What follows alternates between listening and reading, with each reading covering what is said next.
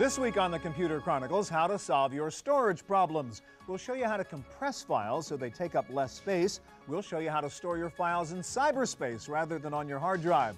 We'll visit a guy with a big storage problem, hundreds of thousands of photos to save, and we'll look at some hardware solutions like the new Spark Drive, a gigabyte on one removable cartridge, and the Dynamo 640, a magneto-optical drive that'll last almost forever.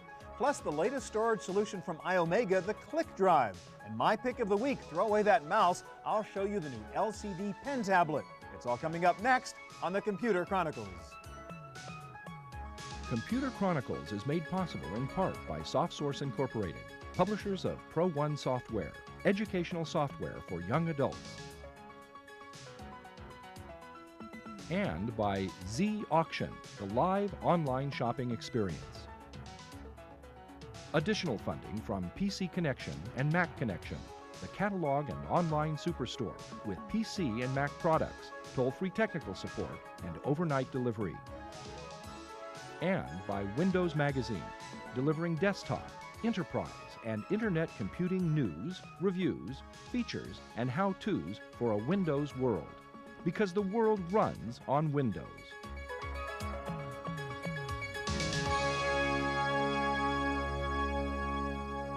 Hi, and welcome to the Computer Chronicles. I'm Stuart Chaffee.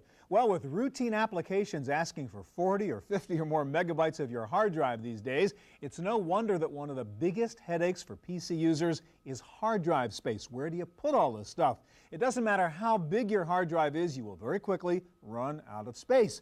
Now, getting more storage capacity is one solution, but compressing your files so they take up less space is another solution. And I guess that's your solution on the Mac with Stuffit. And just basically, how does compression work? How can I take a file this big and make it this small? Well, a very simple example of that is, say you have an occurrence of the word "the" 100 times in a document. Yeah. If you take a single bit of information to represent that word "the," you've automatically used a lot less space. Okay, so that one word took up this much space, now it takes up that much space, That's and you just say, hey, that same thing again. Exactly, and there are other methods of doing Yeah. it, but that's a very basic. All right, let's take a look and show us an example of how you would do that. Suppose I have a lot of Word files. Let's take the word processing documents, for example. I don't always access them, and they're taking up a lot of space on my hard drive. How would I compress those to reduce the amount of space? Okay, we've added that simplicity of compression into the operating system by, here's a folder called Word Documents. And it's 7 megabytes right now. That's right. And you probably never access those. They're old files. Yeah, they're just there in case I need them. Right. And I basically have to add our extension .sit, which represents Stuffit. So say, now make them Stuffit files. Now make it one Stuffit archive. And that's it. That's it. It's actually compressing them for me. And it's actually doing that in real time right now, that quickly, finding all those That quickly. thes and Oh, yeah. shortening them up? Absolutely. And so we started out with 7 megs, and what is the file now that you've, a half a meg? A half a megabyte. 1/14 the It's about- size? Yeah, a little more than 90% compression. Wow, That's that's right. amazing. All right, my concern is what happens when I now need that file and I want to unstuff it? Can I feel secure that I'll get that original file back in readable form? Actually, yes. Stuffit Expander is our freeware product that anybody can download and use. And simply by dropping that on Stuffit Expander, you can expand that. Now, say you go to a machine, you don't have access to download this. Yeah. You can build in the code into this file. Self-extracting archive is what we call it, .sea. And now, by just changing the name again in the Finder, you have an application. I can double-click on this So on that any machine. decompression engine is now built into that stored Exactly. compressed file, Exactly. and it'll come back. And it'll basically say, give me all the files uncompressed. All right, next question I have for you. I may compress a lot of stuff, but I want to transfer them to floppies and get them off my hard drive, but the file or folder is still too big for a floppy. What do I do then? Okay, what we have for you there is a drop segment Dropbox. It's a part of Stuffit Deluxe. We actually have an alias to it on the desktop. This is a 2.1 megabyte file here. Okay. And you just simply drop that onto drop segment. It's already pre-configured for floppy. You can choose any size of media that you want to do it to, removable cartridge. And now I have 2 segmented files representing the original file, and each one of those. Let's just see. So 1.3, you went to the limit of the first floppy. So we just went in right. there, figured out where's a safe way to cut this file up into 2 pieces. Exactly, so it make it fit. And I can get that back together again by using those floppies and putting it back on my hard drive. Exactly. What about applications? Can I compress applications, not only files? You can compress applications, folders, whatever you want. Here's an example. I've got 4 folders of applications, and I don't use those applications very often. So I've got compressed archives of that. Now, the size, original size was 143 megabytes. The compressed size is only 35 megabytes. Yeah. So that's a lot of space. Now, I can actually operate on these folders. Even in the compressed version, you can look inside and see what's there. That's right. We call it the Stuff It browser, and it looks just like the Finder. Okay, that's great. Thank you very much. You're welcome. All right, if you think you have hard disk storage problems, how would you like to be the guy in charge of the San Francisco Digital Library? He was told to store over 250,000 JPEG and GIF images. No surprise that job required a rather high-end solution. San Francisco's sparkling new main library is a palace of high technology. Inside the streamlined building are banks of computer terminals for catalog searches and internet access. Soon, patrons will be viewing digitized versions of the library's rarest photos and documents as well. I think there's two main goals in mind with digitizing the photographs. One of them is conservation of the photographs themselves, because they are so fragile, and the less they have to be handled, the better. And the other reason is access. We wanted to give wider, better access to our photo collection, and one way to do that is to digitize them and eventually get them up on the web so more people could see them. After the historical photo collection, sheet music, and rare pulp paperback art of the 1940s and 50s will be put into cyber storage.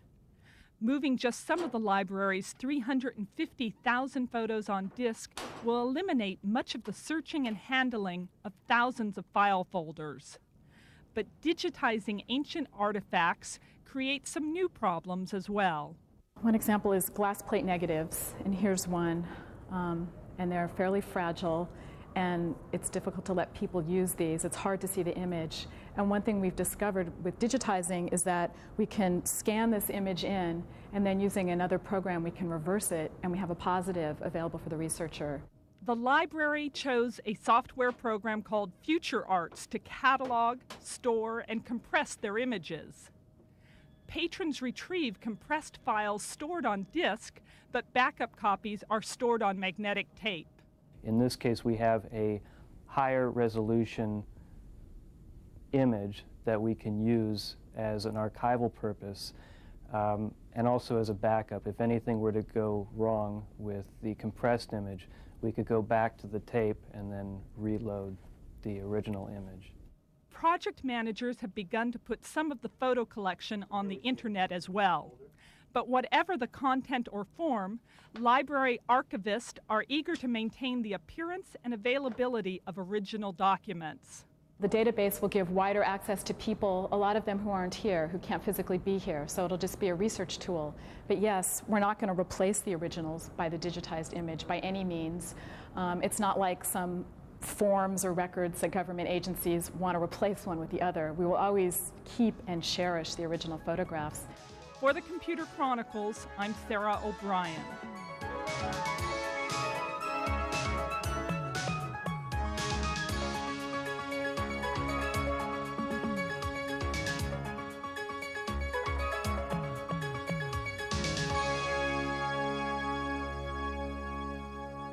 Well, one way to solve your storage problem is to dump the stuff somewhere else, but that has not always been an easy thing to do up until the dawn of the internet age. Now you can send your files off into cyberspace and know they're safe, and I guess, Bill, that's the whole point of what you guys are doing. This is sort of what, like a virtual hard drive up in space somewhere, or in your mainframe in Pittsburgh? That's correct, Stuart. We have a data center in Pittsburgh that stores terabytes of information back there. All right, now how do I actually do this? I have a bunch of junk on my machine. I want to get it off onto your machine. Explain how this process works, or show it to us. Sure. What we have here is we have a product called Safeguard Interactive Backup. So I buy a piece of software and sign up for your service. That's correct. And you can download it from our website or buy it at retail locations. Okay. And it's very simple. It's straightforward. You double-click on it, and this works with your internet service provider just like your email or web browser. So we're online right now. That's correct. To your service. We select our disk drive, and we select a file folder. Okay, now this is my local hard drive right now? That's correct. Okay. That's correct. And we select the files or information that you're saying these are the files I want to dump over to you into your service. And that is correct. Mm-hmm.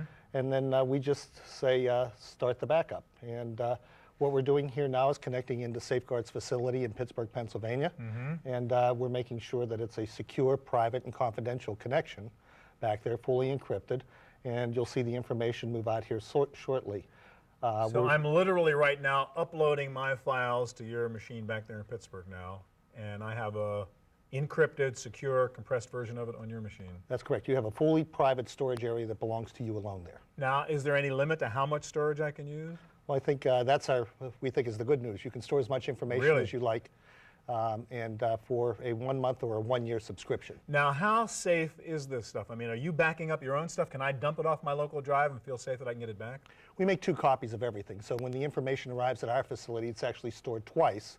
And a second copy, that second copy that we store actually goes to another facility. All right, so it says it's been done. Now, how much did you just ship off into space there? Oh, I would say we probably shipped off about 100,000 bytes there, maybe 200,000 bytes. All right, now can I automate this process so that it happens in the middle of the night and it just dumps my stuff into your machine and clears up space? Yes, you can. There's in the Windows 95 system tray, you'll see a little icon down here with a clock on it, and you can just select the days of the week or time of day that you want to back up and save it, and then every night your system will automatically be uploaded. What do I want to do when I get those files back? How complicated is that, and how safe is that? Well, it's just as simple as backing it up. We're going to select the restore feature here, and we're going to select our disk drive here that we originally saved the information to, and we're going to just bring it back from your storage space into mine. That's correct. And if you see, I selected 3 files here, and I'm going to select here from the menu Start Restore.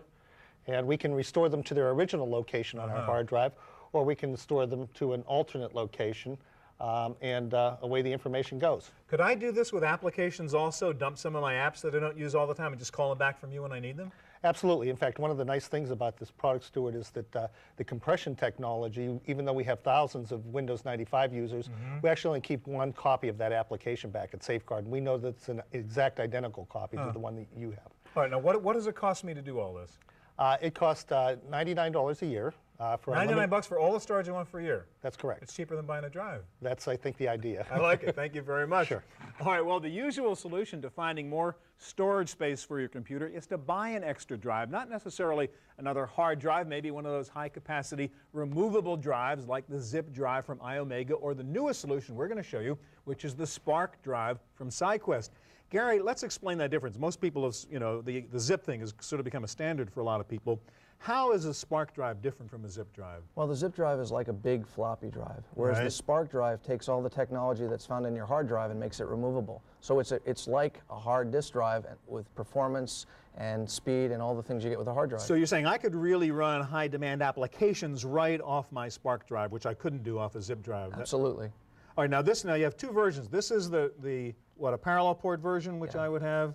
This is the parallel port external version that could plug either into your notebook or to your desktop computer.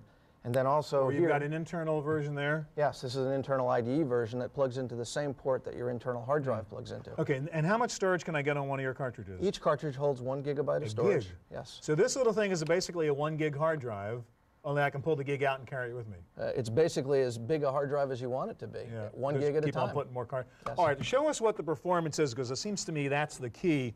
If you say this stuff is really fast, you've got some demonstrations there. I mean, you've got videos, for example. Can you run those right off this Spark drive? I sure can. Well, this is a video clip here that was just a common normal TV show. And it's actually running, as you can see, right off of the drive. It's playing off one of these cartridges, exactly. Here, not off the hard drive. What are there numbers? I mean, is this like a fast CD-ROM drive? Is it really like a hard drive in terms of access time? It's 12 milliseconds access time. It's got the same size cache. It looks just like a hard drive in performance. All right, I see you've got Quake up here, and that's a demanding application that needs a lot of fast action. This is actually the demo that comes on the Quake software itself. As you can see, we're not playing the game here, but it's running the demo right off of the cartridge that you would normally get with Quake, and it's full screen, fully interactive, and full motion. So the idea, again, this is not really a big floppy drive. This is a hard drive that's removable either in the drive itself or the cartridge itself. Exactly, and it gives you that level of transportability, removability, and it's like the ideal second hard drive in your system. All right, let me ask you another question. If you can stop the Quake demo for a minute. I like the idea of portability, obviously. If I have a big PowerPoint presentation, and those things can be pretty big, and I don't want to carry around the whole machine, but just maybe the presentation on a cartridge. Show me how Sure. quickly I could transfer a file. Well, if I go into my desktop computer here and I look in the My my documents file, where typically I've got a presentation here called Gary's presentation. I would take this. That's a 6 megabyte file. Right. I would take this presentation here, and if you see the Spark drive is marked that's removable. the L drive right here? Right, and I would just take it, drag it on over to the removable drive, and it's done. Wow.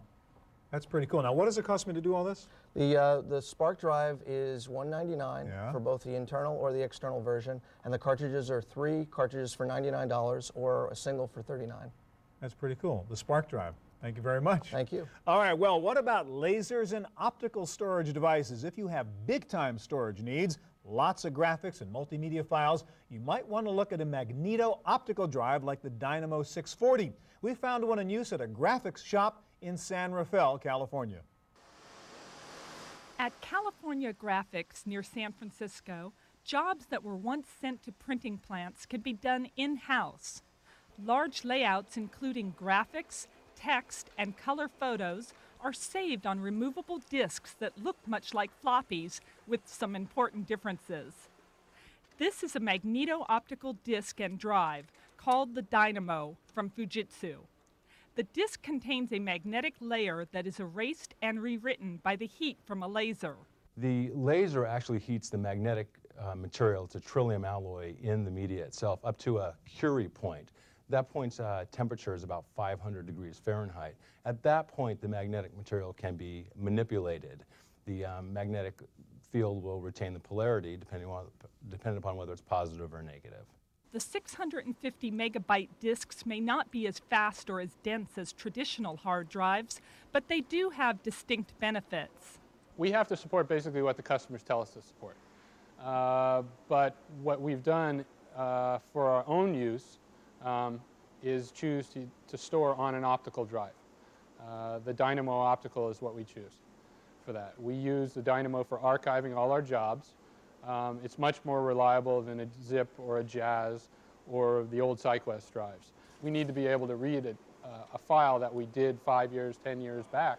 Dynamo disks are well suited for the large scan photos and artwork that are typical of small print jobs. They are slower than all magnetic media, but offer faster performance than a rewritable CD. Dynamos can be erased up to 10 million times and are unaffected by magnetic fields. The reason someone buys magneto optical is because they have mission-critical data. They want to have the peace of mind of knowing that after they've invested a lot of time and effort into their content, that's going to be there when they get back to it. Magneto optical disks may have earned their stripes among the panoply of storage solutions, but the bewildering array of choices and standards makes it tough on drive customers. It would be nice to see a convergence in the industry to one type of standard. That way, I don't have to worry about stocking 50 different drives and supporting people who have drives that are 5 years old.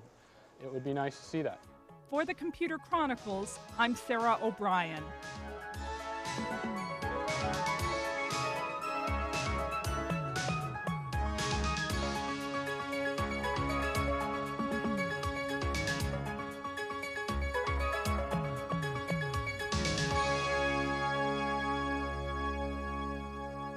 One of the new technologies that is really pushing the need for increased storage is digital home photography. Where are you going to keep all those huge photo files you took on your last trip? You can't keep them in the camera.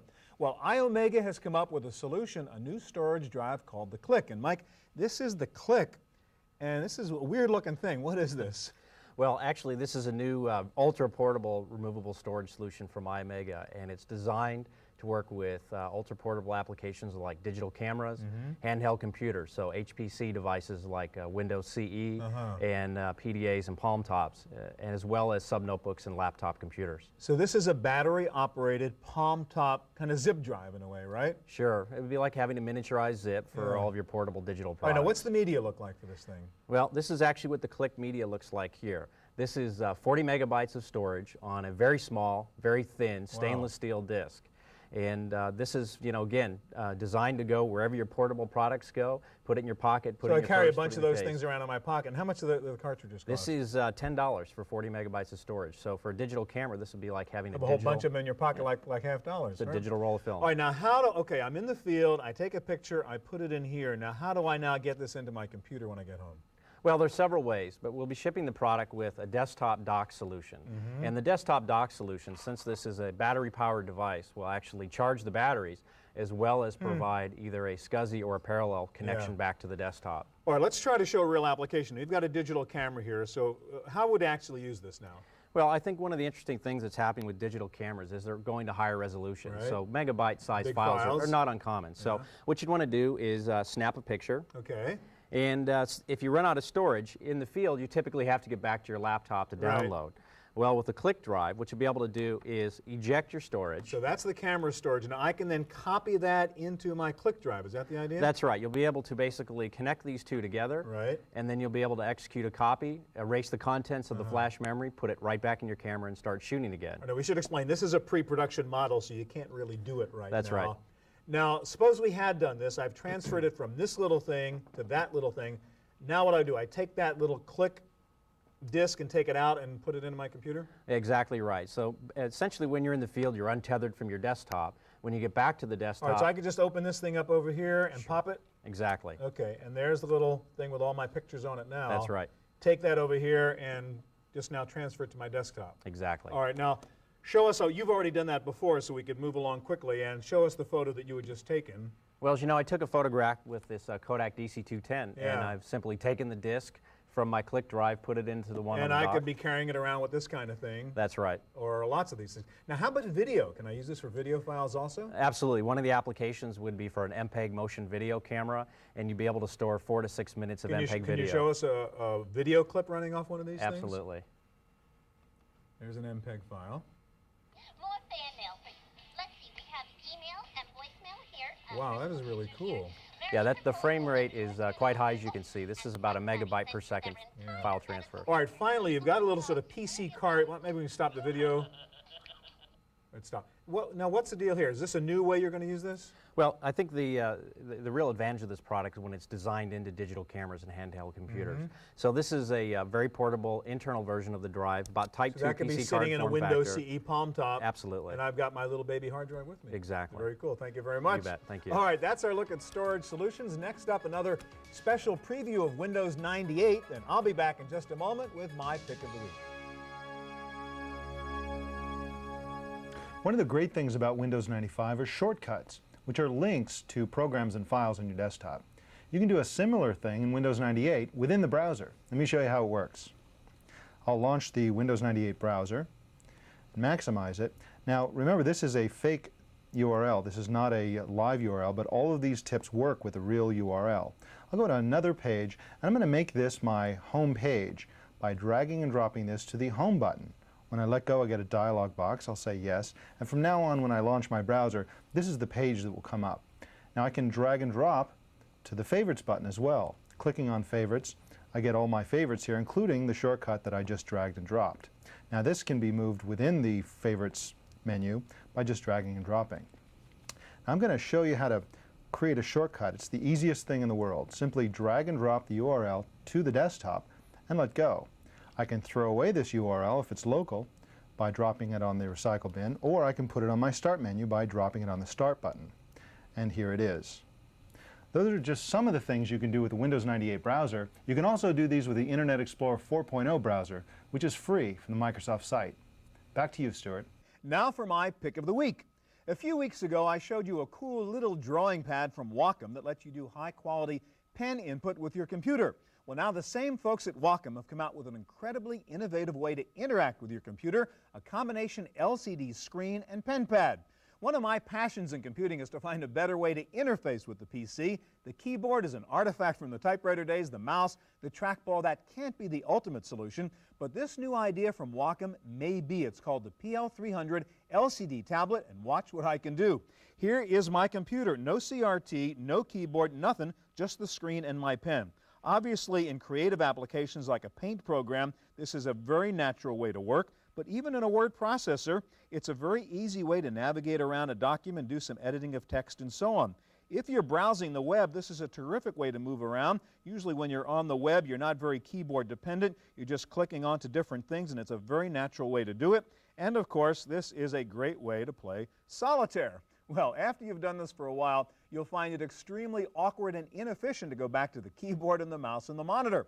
And if you add a character recognition program or an on-screen touch keyboard, you can do it all just from an LCD pad. It really is a natural way to interact with information, just like in the old days when you sat there with your yellow legal pad and your pencil.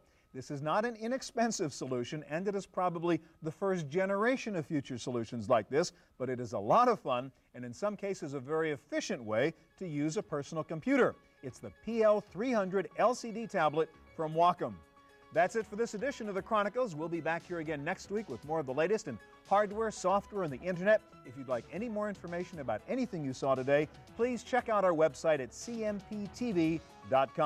That's it for this week's edition. I'm Stuart Chaffee. Hope we'll see you here next time. Computer Chronicles is made possible in part by SoftSource Incorporated, publishers of Pro1 software, educational software for young adults, and by Z Auction, the live online shopping experience.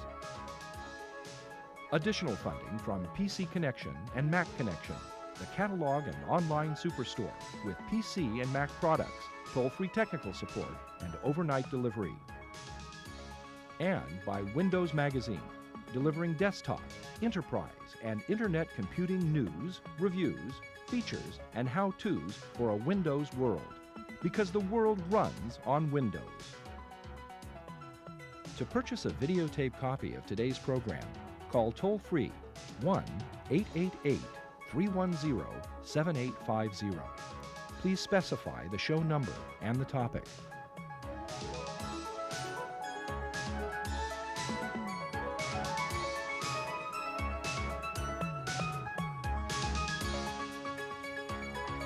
Next week on the Computer Chronicles, the latest Internet technology as we visit the 1998 Internet Showcase in San Diego, California. Think the web is boring? We'll show you the latest efforts to bring more animation and 3D to the net. If you're still having trouble finding what you want on the web, we'll show you the newest tools for tracking down the right sites. And if you wish you could keep everything on your computer without having to print, we'll look at the newest ways of managing on-screen information. Plus, new ways of using the net, from email in your car to turning on the lawn sprinklers. The hottest new technology from Internet Showcase, next week on the Computer Chronicles.